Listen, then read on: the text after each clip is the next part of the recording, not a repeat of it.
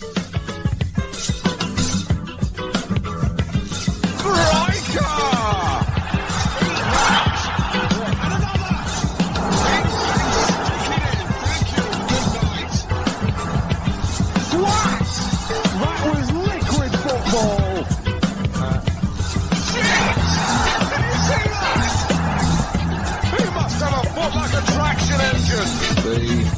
is in the pudding, and the pudding in this case is a football.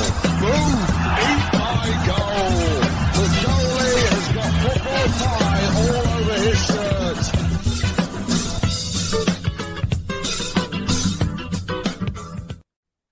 Welcome to this episode of the Down the Pub podcast. On this week's show, there's no Gary. I found a much better replacement. My good friend Marvin Okello, who let me get all your titles right here, Marvin. You're the sales and ticketing manager at the Wanderers, and you're also the diversity, equity, and inclusion manager as well. Did I get that right?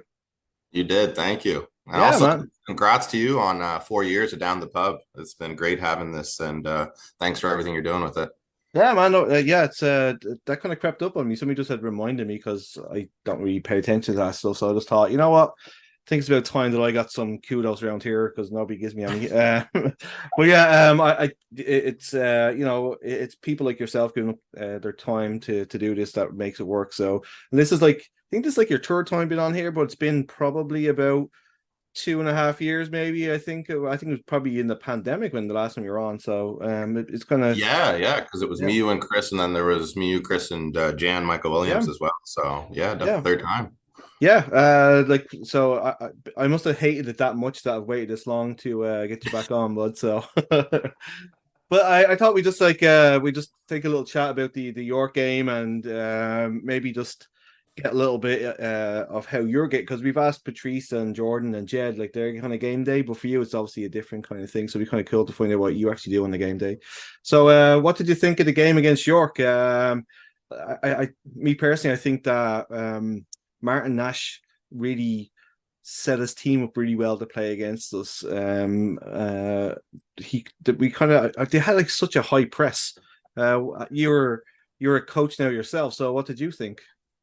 Yeah, I thought it was interesting. And, you talked about, my game day. Like for me, a big part of it is that I watch the games after the game's actually over, because during the game, I'm kind of running around taking care of customers, as you've seen. But no, watching it back, like you can tell that Nashi definitely did set them up to be the little villains that they are. And it's kind of funny that they play better away, you know what I mean, with the most wins away in the league.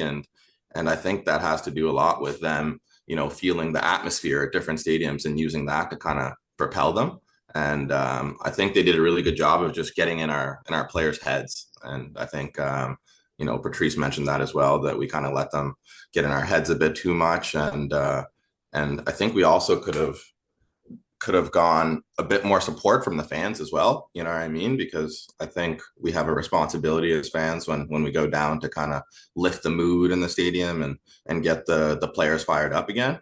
So from that perspective, I'd like to see that kind of continue to grow as we get more season ticket holders and more fans in the stadium, just to really push the guys when they're down. But I thought they played well, honestly. It was just that moment before half, like the first half of the season where we were conceding just before half, and thought we had kind of gotten over it, but it was unfortunate that they snuck one just before half there after that big Morelli chance. Yeah, you kind of wonder how good York would be if they had like a bit more of an atmosphere at home, because it must be tough for them. Like I'm not like we've talked before about like the people that do show up are amazing, but it's such a tough market for them. But yeah, I just thought that Nashi had really set them up really well to play, and they press us really high, and they didn't give Lorenzo much of a chance to kind of get going, and it was kind of weird. I definitely think that the halftime thing, the reason I think we were just kind of talking beforehand was a little bit flat was just because it was so unexpected. Because normally about what happens now is we score one goal and then we go on and win, right? So I think it was probably more shock than anything that like we're just like, what's happened here, because we're so used to just going on and winning games. But like fair play to York, I think that they played really, really well. But Yeah, it's Yeah. even like the second goal. I think that we just it was almost like a shock, and then I thought like the stand were kind of like clapping to try and get people going, but it as I said to you, like it's probably just a shock that we're just like fuck, we're like how are we behind here? We're never usually behind, so yeah, Yeah, and I think it's a combination of that and obviously the new center back pairing. They hadn't really played together. Um, so that I think was a big factor. And you said I'm a coach. I'm no Jed Davies. I listened to your episode with him. The guy's a brain of football knowledge, and he's only a year older than me. So that was honestly a great episode to listen to. And I learned a lot from Jed, and I've been learning a lot from guys like Jed and Patrice and Jordan. But no, I just thought that honestly it came down to, like you said, the moments where we just right before half, I think we fell a little bit flat. And there might have even been a little bit of from us getting a bit comfortable with winning all the time at home, and taking it maybe yeah. a bit for granted and going through the motions a bit and not actually getting themselves up for it. And that happens to the best teams, whether it's Arsenal or whatever. Like you get into a groove a bit and you can get a bit complacent mentally. And I feel like there might have been a little bit of that as well.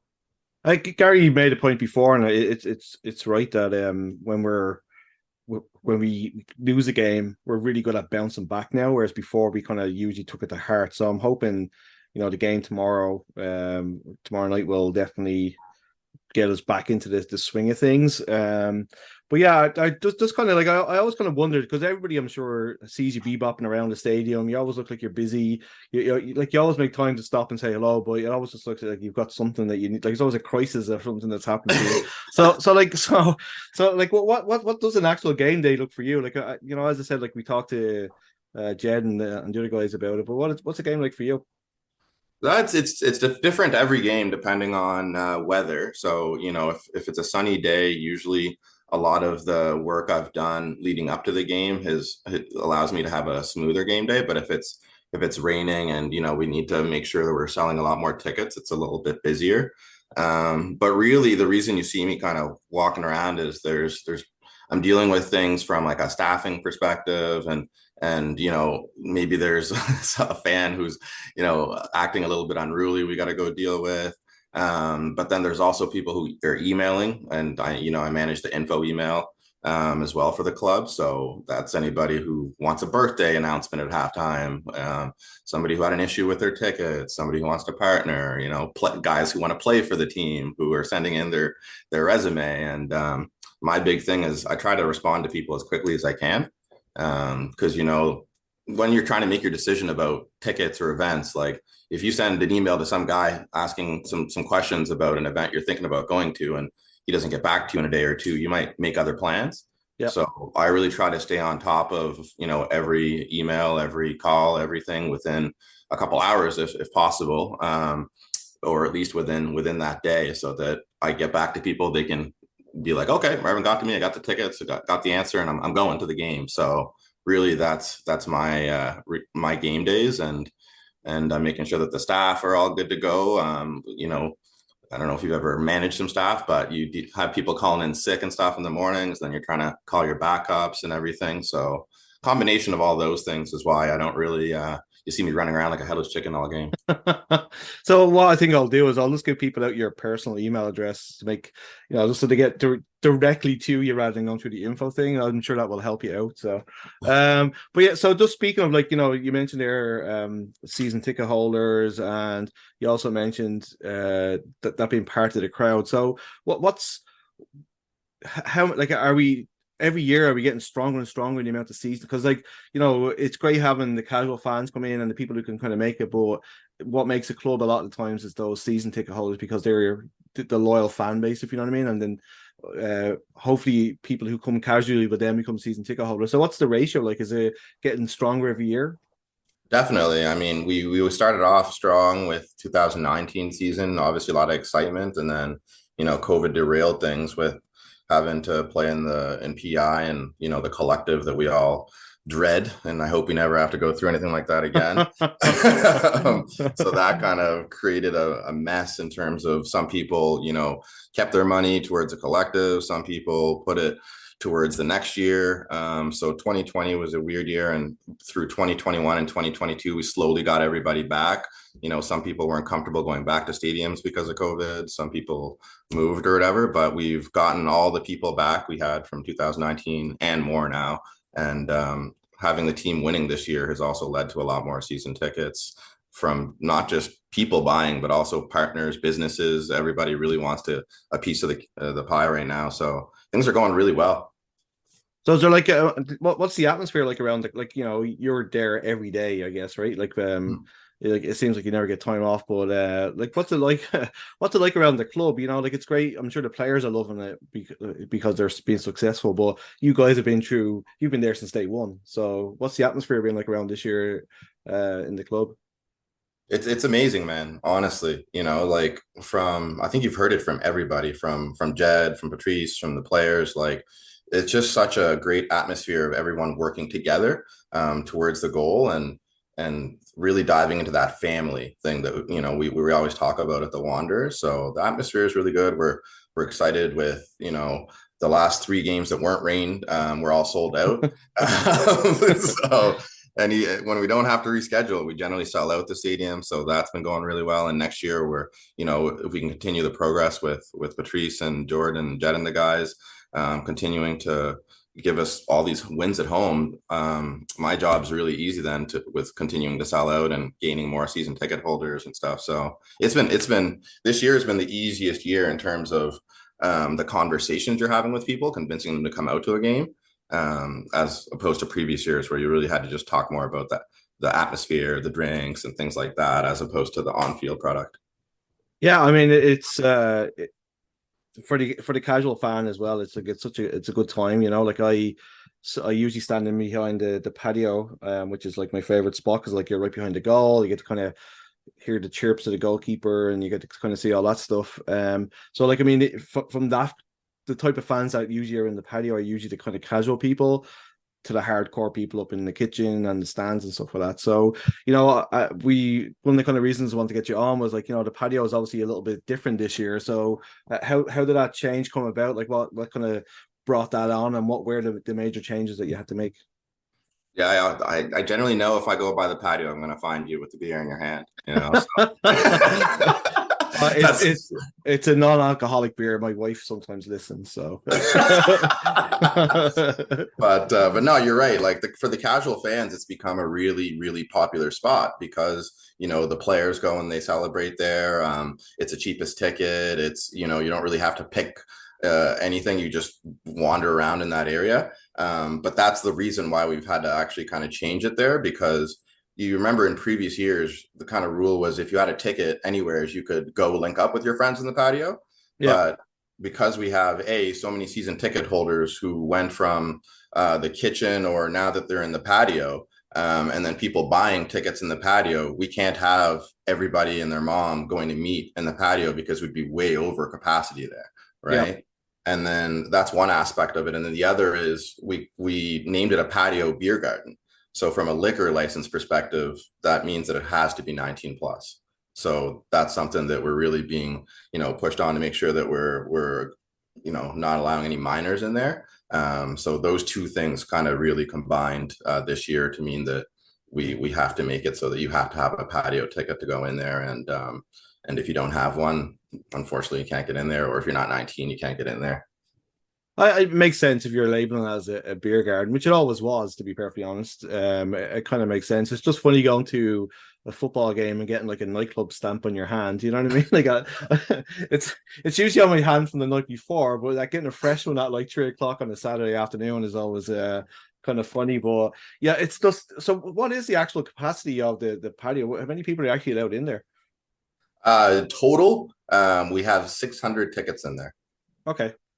Yeah, that makes a lot of sense. Like I said, I love the atmosphere. It's not for everybody, because it is kind of more of a kind of casual thing. So, so for yourself, looking at like the season tickets side of it, like when does your program start ramping up for next year? As you said, it's obviously going to be a lot easier because the team is being played. We actually scored some goals and won some games at home. So when does your program start to look towards next year?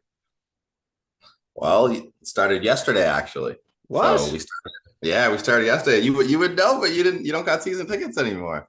Well, I've got my press pass and all that kind of stuff, but I'll probably switch back to this season ticket. I'll probably go back to the patio because I kind of it's great being up in the press box because you got like such a great view and there's like it's kind of a little bit kind of quiet so you can kind of focus on the game.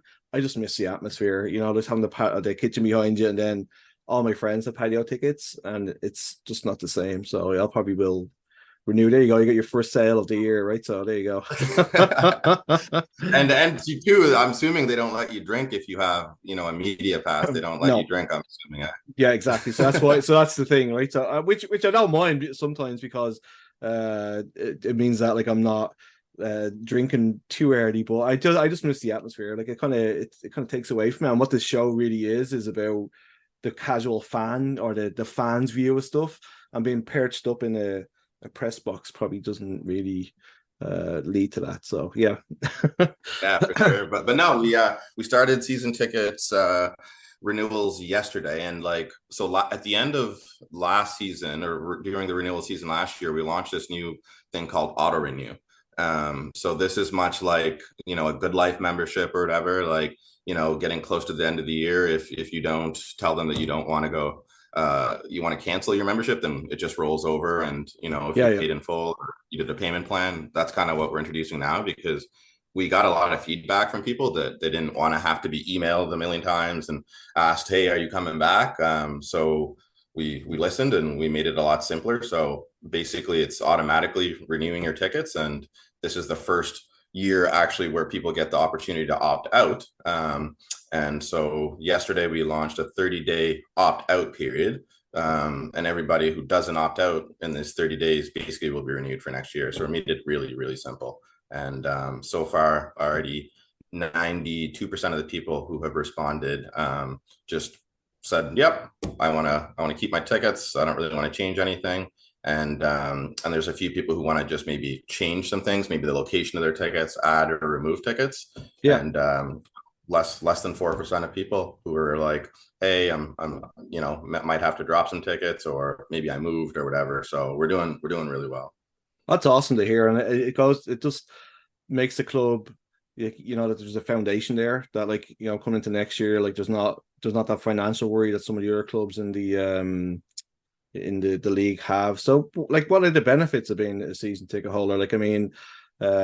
I wasn't one this year, so I don't know. I know other years you got discounts on stuff at the store. We had the passes, all that kind of stuff. So what are the actual benefits? Yeah, so there's a lot of benefits, and including the best price for per match. You know what I mean? Nobody gets a better deal than season ticket holders. So that's the biggest one. The second is you get your same seat for every game, which is really important. If you got a good seat, like Gary does, the top of 104 there, and his perch, or Missy and Missy and the Searles in the front of 104 there. So that is a big benefit. And then we always have a member gift every year. And the funny thing is, we recently just did a survey to all season ticket holders, and we listed all of the benefits, the 20% off you get at the fan shop on merchandise, invites to special events like the Q&As with Derek and Patrice and them, partner offers, so things from Good Life and things like that, and the member gift, and the option to buy additional tickets for a game. So if you have 2 season tickets and maybe mom and dad are in town for a game and you want to buy some extra tickets, you don't have to go online and pay full pop. We actually have you can just go through your account, go, hey, I want some extra tickets. You put how many, what section, and we just do it as they're filled in. My sales team, Jack and Sarah, do a great job of just putting them in people's accounts and going through. But the feedback was that people didn't actually care about the member gift. And, we take so long thinking about what is it going to be, what is going to make all the fans happy, and only to realize that people don't actually care that much about it. Really, they want the seats, they want the discount, they want to be able to get their jerseys and stuff at 20% off, and they want to be able to bring their friends at a discounted rate. But outside of that, the answers were all very meh, I don't really need it. I don't really need that. I just really want my same seat and the discounts, and I'd be able to go talk to Anthony and Gary down the pub every now and then at Garrison Brewery or whatever. Well, it is kind of funny though, because I mean, like that's the thing with the memory gift. Because I remember, like, I think was it the license plate this year, maybe? Yeah, the Yeah, one that's fired by yeah, Rampy. yeah. So the thing with that was, I remember at the time people being kind of excited about it, but I'm sure if you go back and ask people now where is that, they probably it's lost. You know what I mean? It's kind of a weird. Like I get why you do it because like you need to give somebody a benefit kind of thing, but like I wouldn't like to think of what the hell you're gonna do give to 3 or 4 thousand people to keep them happy. You know what I mean? Because like somebody will be just like, oh, that's shit, and then you'll have other people be like, that's awesome. So good luck to you, Marvin. That's why you get paid the big bucks of the Wanderers, right? So, No, so you're right though, and you got to make it so it's like it fits so many different types of people, right? You got a guy like yourself who's in the patio who doesn't have an actual seat, because a couple of years ago we did the seat cushion, yeah. right, which is great. But then there's people who are in the patio who are like, well, that doesn't really affect me.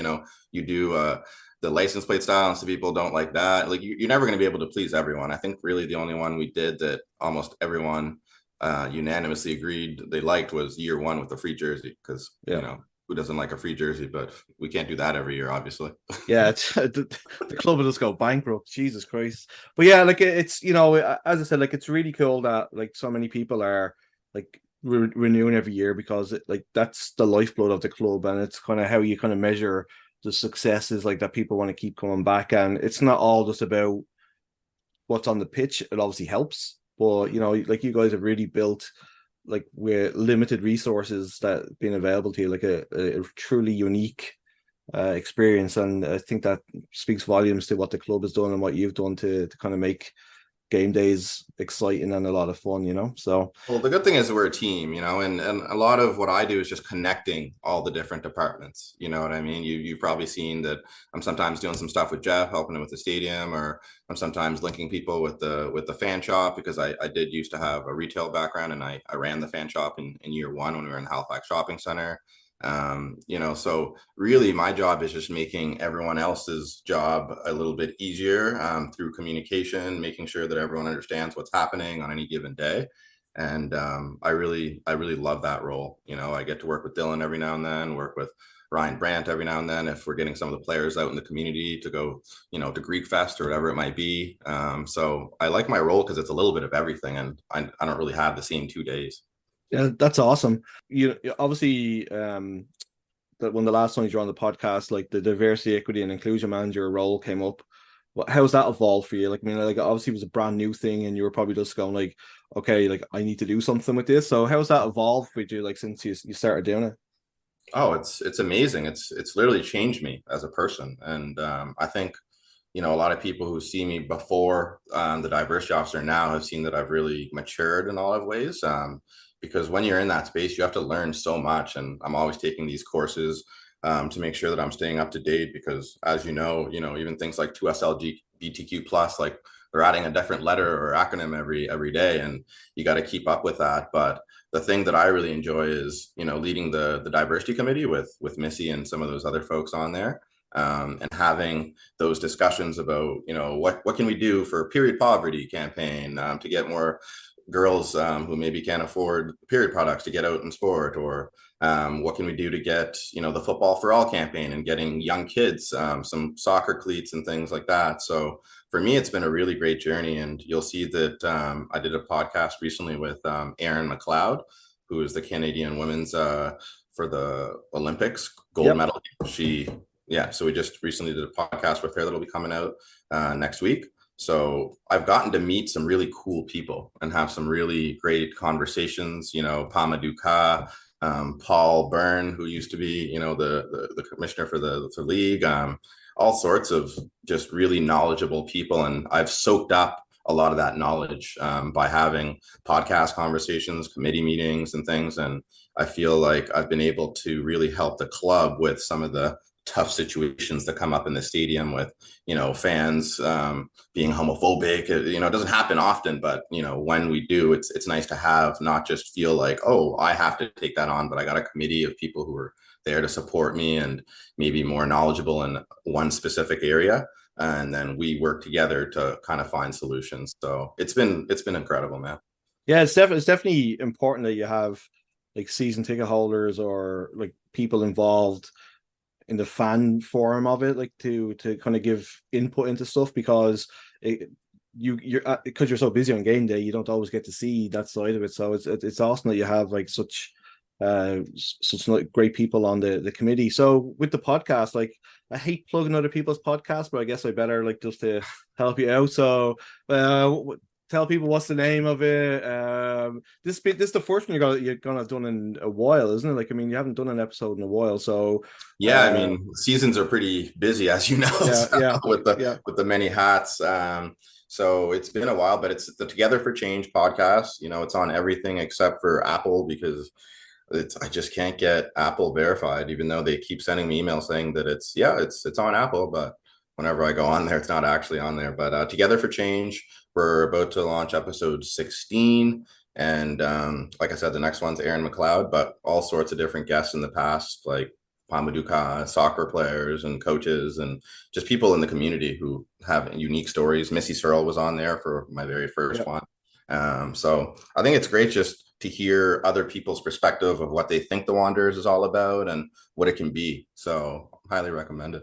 It's not just a football thing. It's like it's a life thing, and you like I learn a lot from the podcast, because, like, you know, I feel like a lot of times people like live insular lives that I wouldn't particularly meet these people out and about, and, you know, just hearing other people's life stories and, you know, the kind of stuff they've gone through, it's eye-opening, and it definitely changes your perspective on things. So so definitely make sure to check it out. It's called Together for Change. It is kind of annoying have to listen to Marvin's voice through the whole thing, so just give it a try. So the cool thing, though, I don't know if you've listened recently, is Quake Matthews, the local rapper. He allowed me to use his song Change as the intro now, so it was really cool collaborating with him on that. And he's a big fan of the podcast as well, and hopefully we'll get him on there one day, or maybe we'll get him on yours to talk about, you know, a little food review or patio review. I love those videos that he does, man. They're so fucking funny. So another aspect I wanted to ask you is, it's not like the Wanderers grounds isn't just the Wanderers. Like, this weekend we have the Royal Navy Rugby Union team in town, as part of Fleet Week, I think it's called. Yep. They're going to play in Atlantic Selects.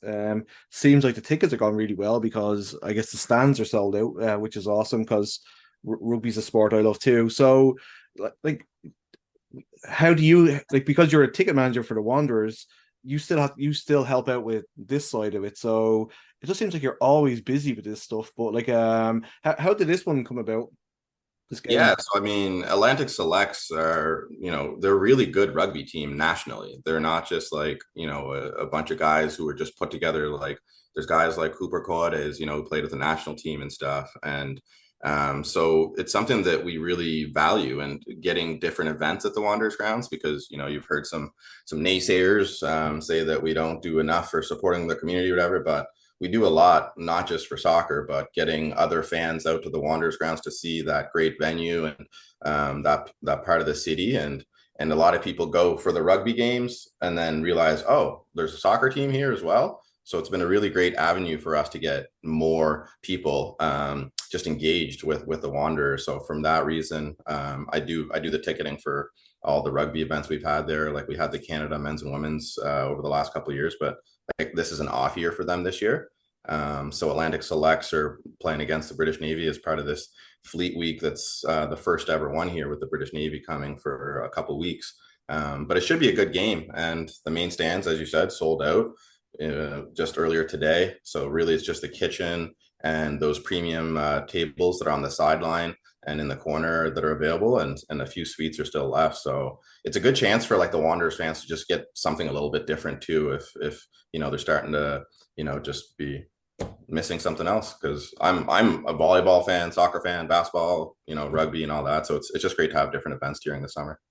And that's the good thing about the Wanderers too. It's like, you know, it works both ways. You said that it's good avenue for you, for people who probably didn't know the football team is there, but it's also a good way for the Atlantic Selects and, like, rugby in Canada to get out there in front of, like, maybe 5,000-6,000 people that, like, would probably have never done it, just because the Wanderers is there and you guys are collaborating and giving these guys a leg up into the province or the city's sports fans. So yeah, man, exactly. Because I'm good at filling a stadium, so I help them with that side of things, and they put on a good show. And I'll tell you, the rugby folks know how to drink as well. Like yeah. of the fans in the stadium for rugby will drink the same amount as a sold out Wanderers crowd. It's nuts. I'm sure Molson Coors will be and Garrison be delighted to hear that. So yeah, man, like it's been really interesting, like kind of getting in the background of what you actually do on game day. It's so incredible to see like how everything's progressed from the shit show of the pandemic to like everything's kind of getting back to normal for you, and the one constant through all of that was you, who had to weather the storm, the captain of that rocky ship. So we're really lucky to have you involved with the club. It's great that you're getting into coaching with Dunbrack, and yeah, I don't know where you find all this time to get this shit done. It's crazy. Yeah, I use my kids as excuses for everything. That's so I don't have to do anything. But I actually I just joined county as a free agent, so I'm over at county now coaching. Actually, I didn't get any Fabrizio post. Here we go or anything, but that's amazing. Yeah, I just went with county. Jamie McGinnis is over there, so we've worked together. We played together way back when I was like 19. So he gave me the call, and it was an easy decision to make. So I'm going to be with county.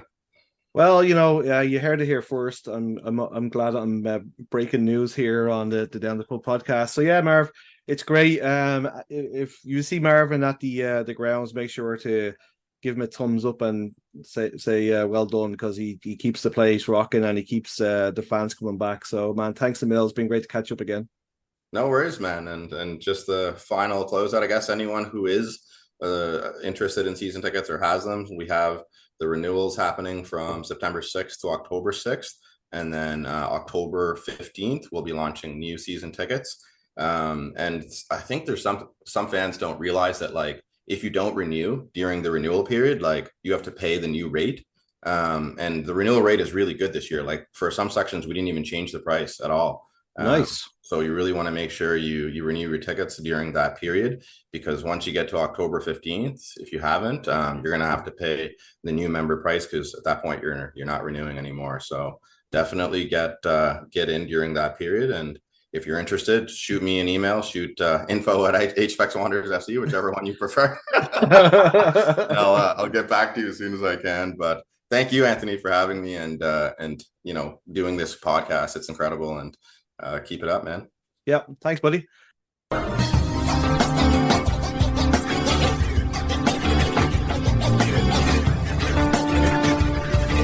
Folks, please. Right foot, please. Time to drink up, folks. Get out. Out to book.